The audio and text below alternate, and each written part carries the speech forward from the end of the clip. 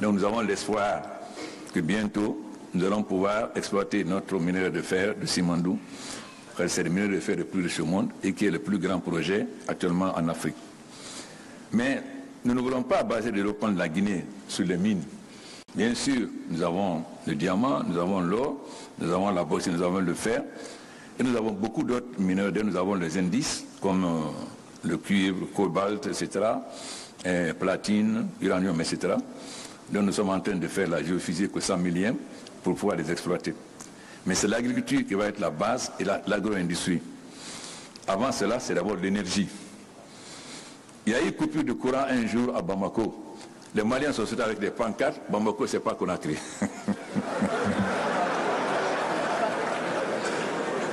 Mais aujourd'hui, les populations de Conakry aussi peuvent sortir avec des pancartes pour dire que Conakry, c'est pas Bamako. Pourquoi? Nous avons commencé à faire les barrages. Nous avons fait le barrage de Kaleta qui fait 240 MW. Nous avons commencé à construire le barrage de Swapiti qui fait 450 MW. Nous avons lancé l'appel d'offres du barrage de Koukountamba dans le cadre de l'OMVS qui fait 200 MW et qui va pouvoir surtout servir le Sénégal et le Mali. Nous avons lancé, nous serons en train de finir l'étude de faisabilité de Foumi. Le barrage de Foumi est très important, pas parce qu'il donne 90 MW, mais parce qu'il va permettre d'irriguer en Guinée plus de 100 000 hectares en Guinée, plus de 100 000 hectares au Mali, plus de 100 000 hectares au Niger et au Tchad. Donc c'est un barrage qui est fondamental. Donc, notre première bataille aujourd'hui, c'est l'énergie. C'est pourquoi, lors du COP21, nous avons exigé qu'on nous accompagne pour l'énergie, ce que nous avons obtenu. Ensuite, après l'énergie, c'est évidemment la maîtrise des nouvelles technologies. L'Afrique a raté les 3 premières révolutions industrielles. Nous ne devons pas rater la 4e révolution industrielle. Cela est fondamental. Mais si nous ne pouvons pas le faire, comme dit le président Labad, si nous n'avons pas l'énergie, parce que l'énergie nous permet de... Comment voulez-vous que les enfants puissent aller sur Internet aussi s'il n'y a pas d'énergie? Nous avons fini la construction de 4000 km de fibre optique et l'autoroute. Maintenant, nous commençons à construire la fibre optique entre l'autoroute et la ville. Ensuite, nous allons construire avec la collaboration de la Chine 4 grandes universités et surtout nous développons l'enseignement professionnel. Car malheureusement, souvent l'enseignement supérieur en Afrique forme des chômeurs. Donc nous devons privilégier l'enseignement professionnel et surtout nous devons faire en sorte que notre enseignement soit au service de notre économie. À quoi ça sert de former des licenciés en droit dans un pays où notre force, ça sera les mines, l'énergie et l'agriculture? Mais l'agriculture et l'agro-industrie doivent être fondamentales. Nous avons l'ambition de devenir autosuffisants d'ici 2 ans, mais le riz, le paysan mange, ça ne lui apporte pas de revenus. C'est pourquoi nous avons relancé sérieusement la culture d'exportation. Grâce à la coopération avec la Côte d'Ivoire, nous avons commencé le cacao Mercedes. Parce que notre retard, la Guinée est très en retard. Mais comme j'ai dit, il y a un grand philosophe qui disait qu'une mauvaise chose peut transformer en une bonne chose. Je ne vais pas dire le nom parce qu'Alassane va sauter. Oui, bien, je dis. Alors, il s'agit du président Mao Tse-tung. Donc, si je prends dans le domaine du cacao, nous allons commencer par le cacao Mercedes. Et le cacao Mercedes produit au bout de 18 mois. C'est-à-dire, notre retard va nous permettre d'aller vers les productions les plus avancées parce que nous allons bénéficier des recherches que les autres ont fait pour partir plus haut. Ensuite, avec les nouvelles technologies, nous allons pouvoir transformer. Là où les autres ont mis 10 ans, nous pouvons mettre 2 ans. L'année dernière, j'ai dit que nous allons faire 200 000 hectares d'anacarde. Mon haut représentant, Sidia Touré, a dit non, ce n'est pas possible. Mais il a vu que nous avons fait 204 000 hectares et non pas 200. Et cette année, nous allons faire 300 000 hectares. Ça veut dire nous allons presque multiplier par 10 notre production d'anacarde. Grâce à la coopération avec l'Éthiopie et le Rwanda, parce que nous avons un avantage sur vous, nous pouvons faire le café arabica au Fouta Jalou. Donc, la coopération avec...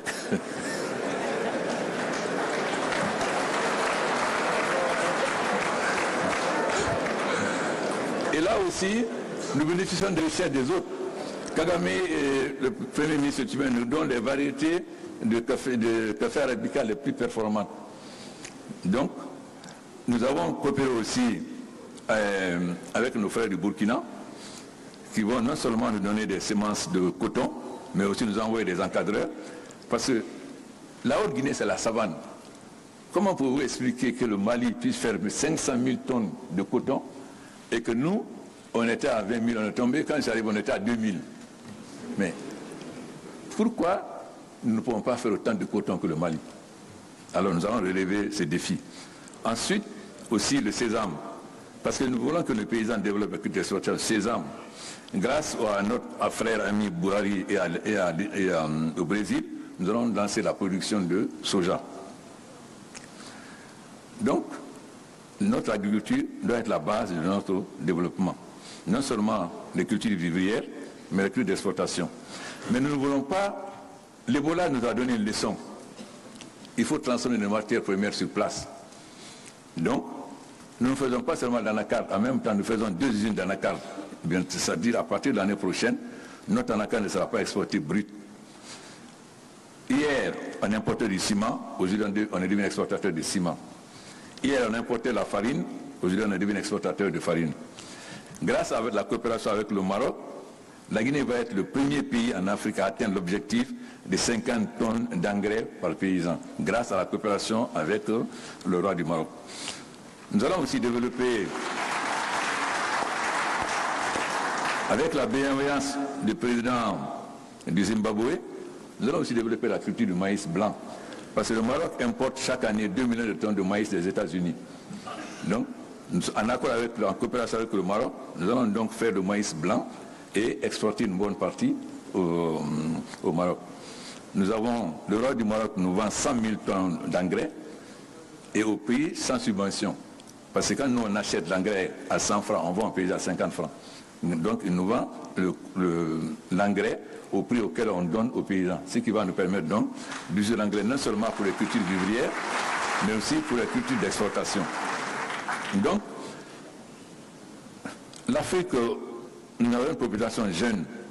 C'est une chance, mais aussi un danger. Une chance si nous arrivons à leur donner du travail. Mais une bombe si nous n'arrivons pas à leur trouver du travail. Le terrorisme, pourquoi? La pauvreté et l'injustice. Plus nous luttons contre la pauvreté, moins il y aura le terrorisme. On ne pourra jamais vaincre le terrorisme par les armes. Nous ne pourrons vaincre le terrorisme que si nous développons et qu'il y a une juste répartition des richesses au niveau des populations les plus vulnérables, qui sont des jeunes et des femmes.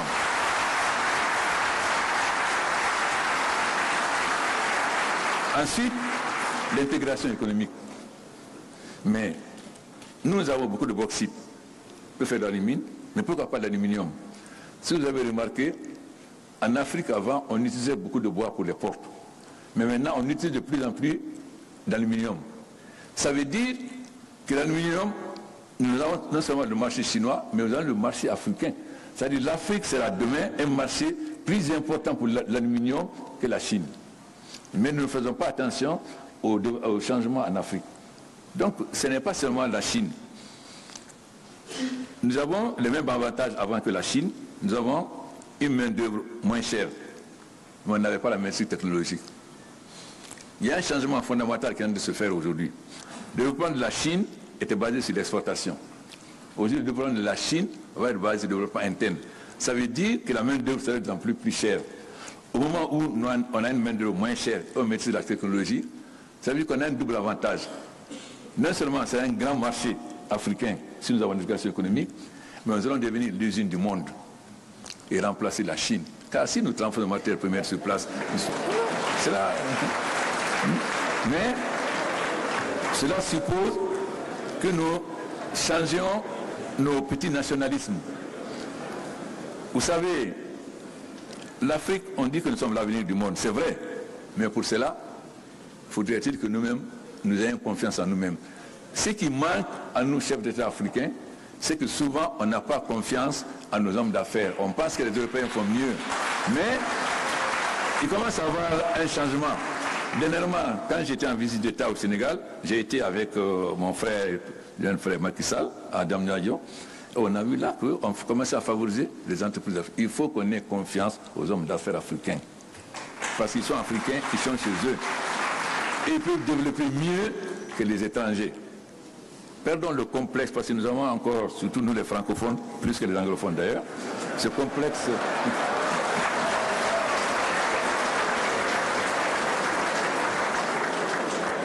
Mais je crois que les choses commencent à évoluer, car l'Afrique doit prendre son destin en main. À Deauville, il se fait au mois, on avait mis les grandes puissances en garde, n'intervenez pas en Libye. Votre intervention va avoir deux conséquences. La somalisation de la Libye et la prolifération des armes chez nous. Qui connaît comment la Libye était gouvernée, c'est que si Kadhafi n'est pas là, chaque Libye va prendre son indépendance. Donc il n'y a pas d'État, c'est comme la Somalie. Et tout le monde savait que la Libye était un arsenal. Voilà aujourd'hui les conséquences que nous subissons. Donc, ce qui est important, c'est qu'aujourd'hui l'Afrique est en train de changer, vous ne savez pas. L'Union africaine était financée par l'Union européenne. Comment voulez-vous parler d'indépendance?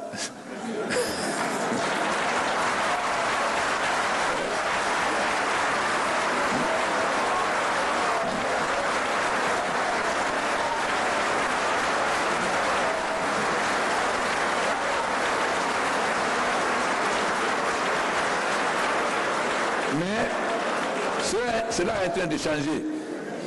À Kigali et à Addis, nous avons décidé que chaque pays africain consacre désormais 0,2% de ses importations à financer.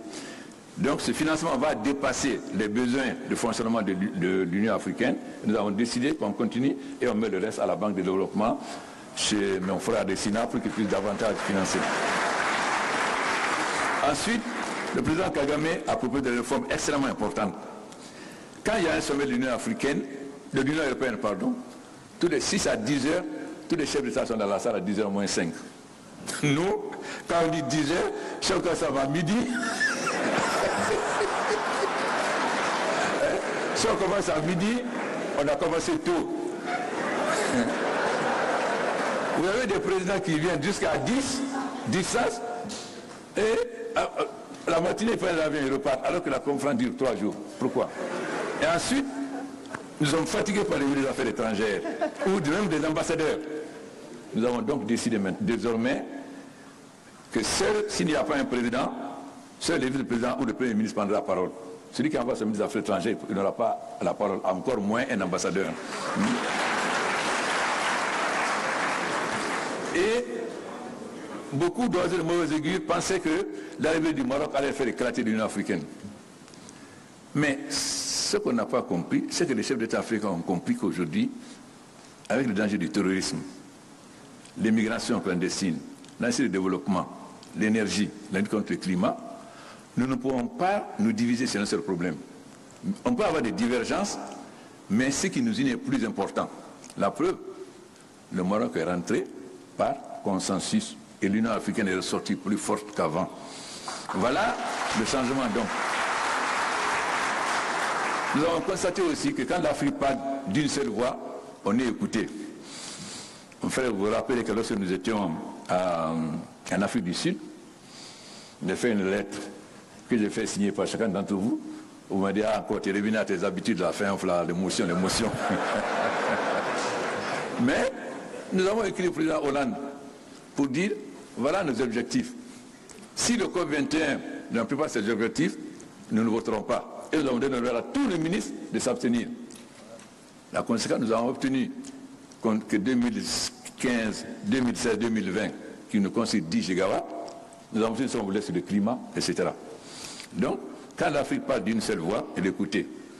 C'est en partant de là que nous avons décidé d'innover au niveau du geste de la gestion de l'Afrique. Nous avons donc multiplié les chefs d'État, chacun parlant d'une voix.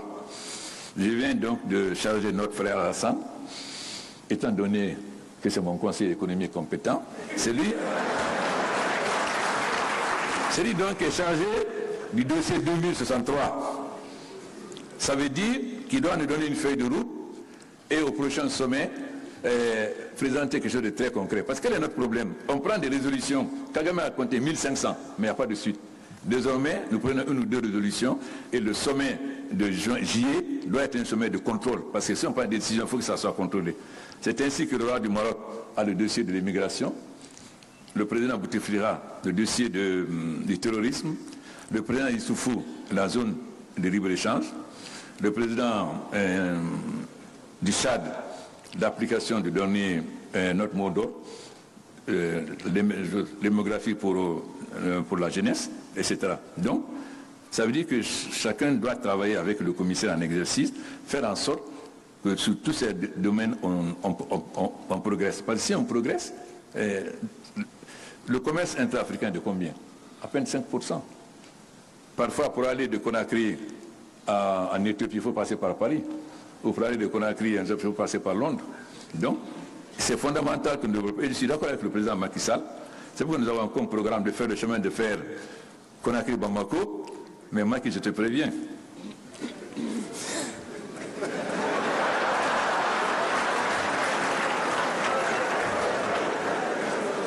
Le port de Conakry, Bamako est plus proche du port de Conakry par rapport à Dakar de 200 km. 200 km.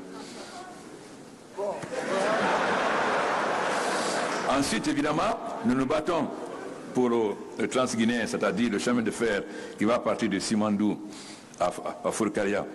Mais vous savez, nous avons beaucoup souffert des multinationales. Rio Tinto a gelé notre mineur de fer. Comme on gère en jachère, comme on met un champ en jachère pour exploiter son mineur de fer d'Australie. Parce que comme notre mineur de fer est fer magnétique riche, si ça vient sur le marché, ils ne pourront pas vendre leur mineur de fer. Pendant des années donc, ils ont géré notre mineur de fer. Voilà les leçons que nous devons tirer.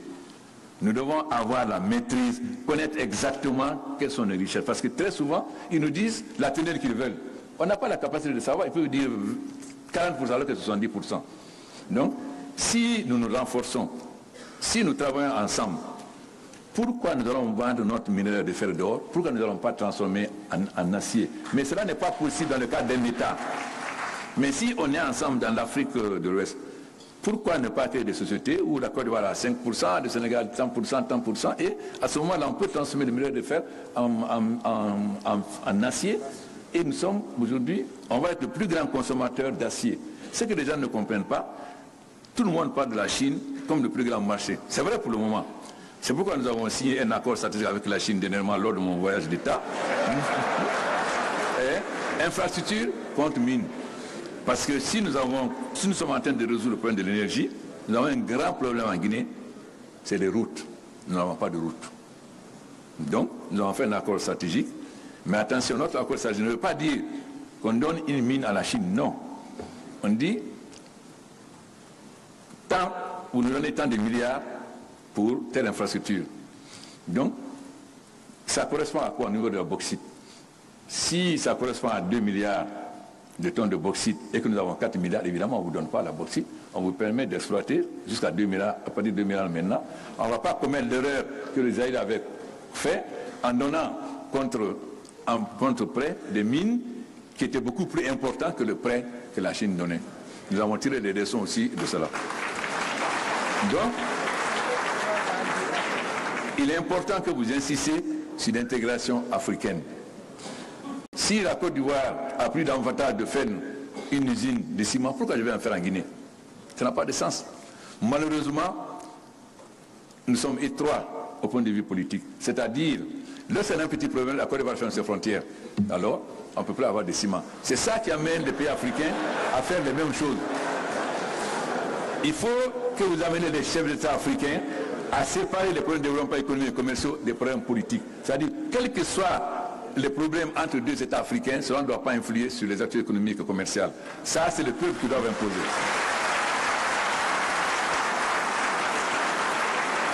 Mais ça, vous devez nous l'imposer. Parce que quand vous laissez entre nous, on ne le fera jamais. Il faut se dire la vérité, on ne le fera pas.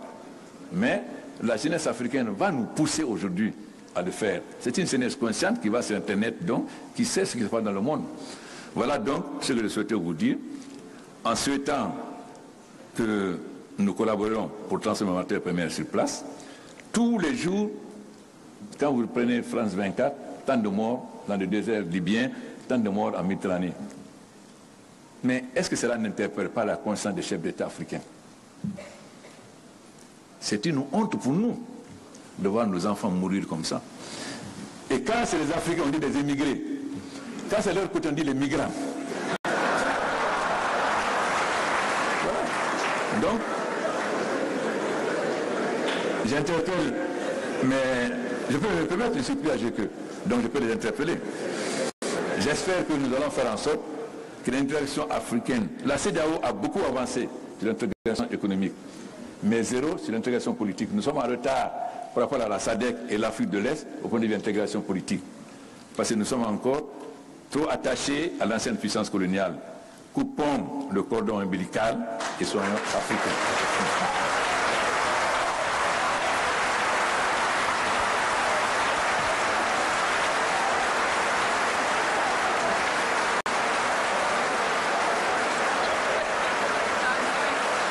La 3e édition de la conférence internationale sur l'émergence de l'Afrique se tiendra en 2018 à Dakar, la capitale sénégalaise.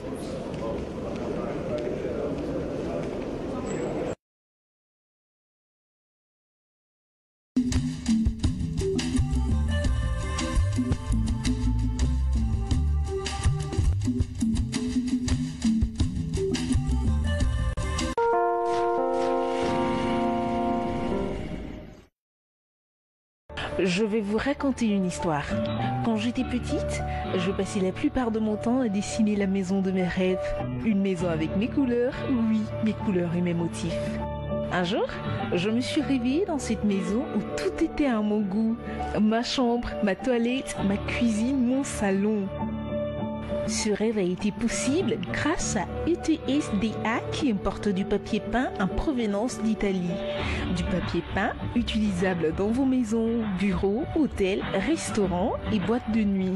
Du papier peint irréable, épongeable, brossable, anti-poussière et résistant à la lumière. Je l'ai oublié. Il vous propose aussi des carreaux incassables, faciles à mettre et faciles à enlever. Pour le prix, ne vous inquiétez pas, chez ETSDA, chaque client a son prix. Merci de m'avoir aidé à réaliser ces rêves. Hey! Non, juste la maison de tes rêves. ETSDA, nous réalisons vos rêves.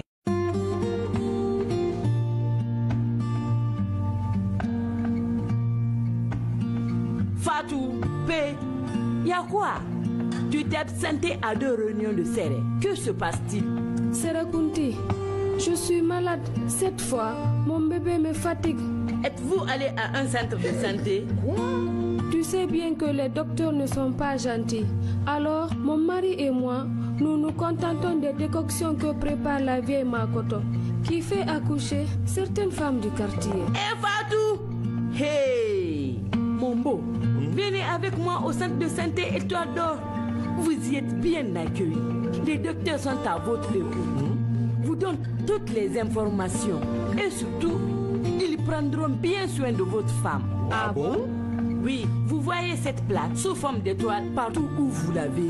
Sachez que ces structures sanitaires offrent des services de haute qualité. Merci de nous avoir conduits au centre de santé Étoile d'Or. Soyez les bienvenus dans les structures sanitaires Étoile d'Or. Chez nous, votre satisfaction est notre priorité. Ideal Skin, avec sa gamme de beauté, crème et lait à base de carottes et de beurre de cacao, riche en vitamine A et vitamine E, hydrate, nourrit et protège la peau de toute la famille. Avec sa douce odeur, Ideal Skin s'adapte à tout type de peau, enfant comme adulte. Oh, ma petite fille! Ideal Skin, c'est le secret de beauté partagé par toute la famille. Telle mère, telle fille. Telle fille, telle famille. L'idéal de la peau, c'est Ideal Skin. Un produit Sivop.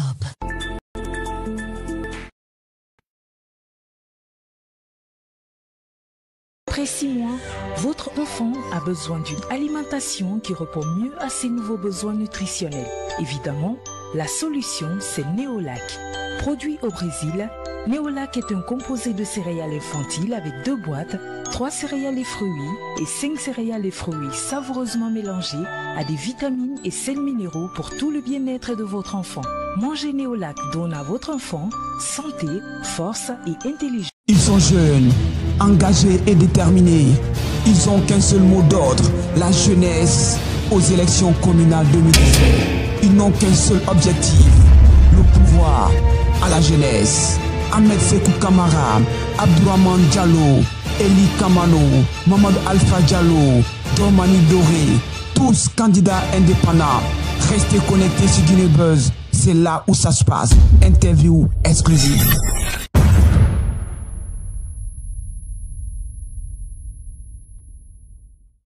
Ils sont jeunes, engagés et déterminés. Ils ont qu'un seul mot d'ordre.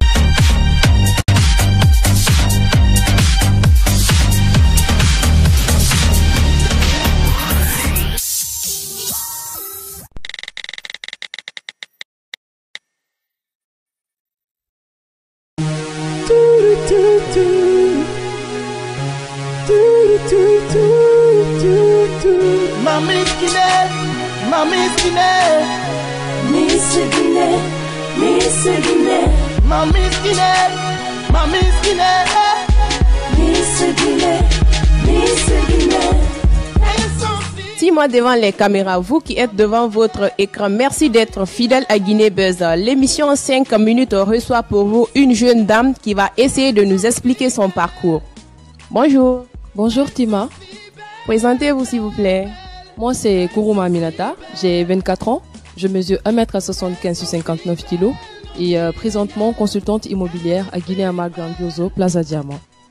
Bien, on entend par-ci par-là Miss Kourouma, Plaza, Miss Rio Tinto, Miss Première Dauphine. Expliquez à ces chers téléspectateurs votre parcours. Depuis toute jeune, j'ai vraiment eu une très grande conviction pour les compétitions Miss. Et tout a commencé lorsque je faisais le lycée Titi Camara à Matoto. J'ai été Miss de cette école et c'est à partir de là la balle est partie. Donc lorsque j'ai eu mon bac à l'université UNC, Université Nongo Conakry, je me suis présentée en tant que candidate et à partir de là aussi j'ai été deuxième dauphine Miss UNC. Et l'école m'a félicité, m'a encouragée et m'a donné l'opportunité également de me présenter à la compétition Miss Guinée. Et c'est à partir de là, j'ai commencé d'abord par Miss Conakry, c'est-à-dire la zone spéciale de Conakry. Il était question de regrouper toutes les Miss de Conakry pour enfin participer à la grande finale Miss Guinée. Et à partir de là, je me suis présentée, j'ai été éventuellement 4e parmi les gagnantes et j'ai été qualifiée à la grande finale Miss Guinée. Donc à partir de là aussi, il y avait toutes les Miss des différentes préfectures qui devaient être là, participer à la grande finale afin de d'élire une candidate en tant que Miss République de Guinée. Et à partir de là aussi, j'ai été première dauphine Miss Guinée. J'ai suivi 8 mois de formation. Après ma formation, j'ai appris la candidature de Miss Plaza. Il y avait 10 000 $ qui étaient en jeu, ce qui faisait l'équivalent de 77 770 000 francs guinéens. Mais beaucoup de gens ont parlé. J'ai gardé tête haute parce que je savais ce que je voulais. Et il y avait plus de 105 candidates pendant la compétition.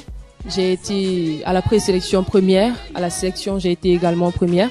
J'ai été qualifiée à la grande finale. À partir de là aussi, j'ai été première dauphine Miss Plaza Diamant. Et l'entreprise avait déjà promis aux candidates que les filles qui seront sélectionnées à la grande finale seront employées en tant que consultantes immobilières à Guinée-Ama Grandioso Plaza Diamant. Quels sont vos rapports avec vos clients et comment vous arrivez à planifier tout cela, Miss?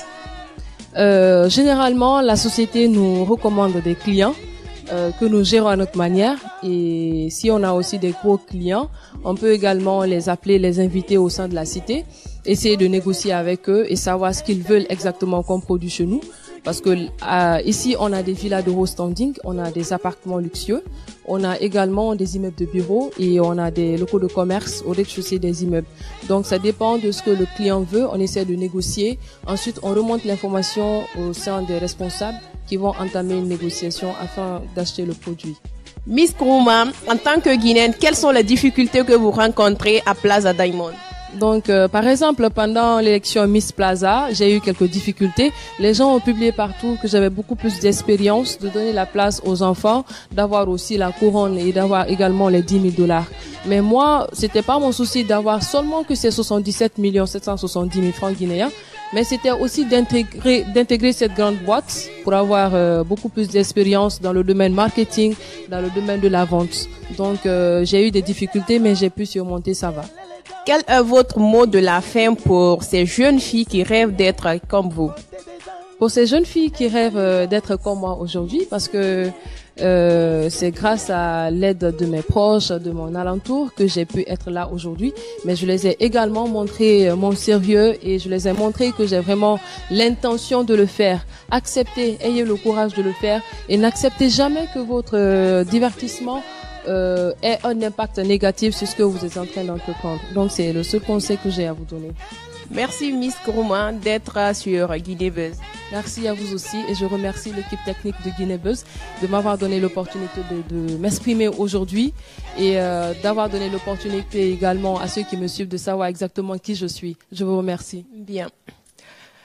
Chers téléspectateurs, c'est ici prend fin l'émission en 5 minutes. Rendez-vous la semaine prochaine avec un autre invité. Guinée Buzz, c'est là où ça se passe.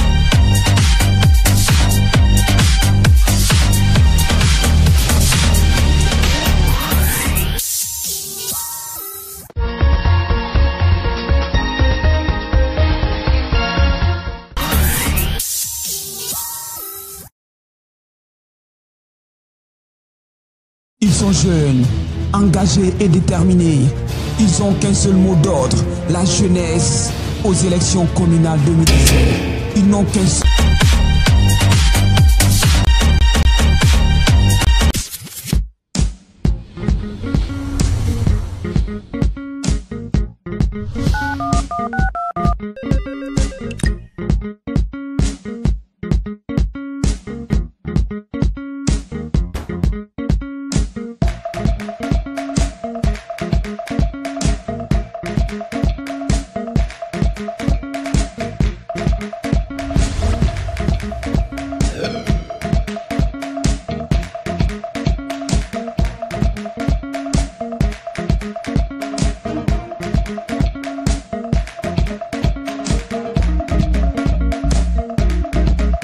Hello, mon nom est Capco. Je suis votre moyen de transport professionnel. Capco. Ready, set, go.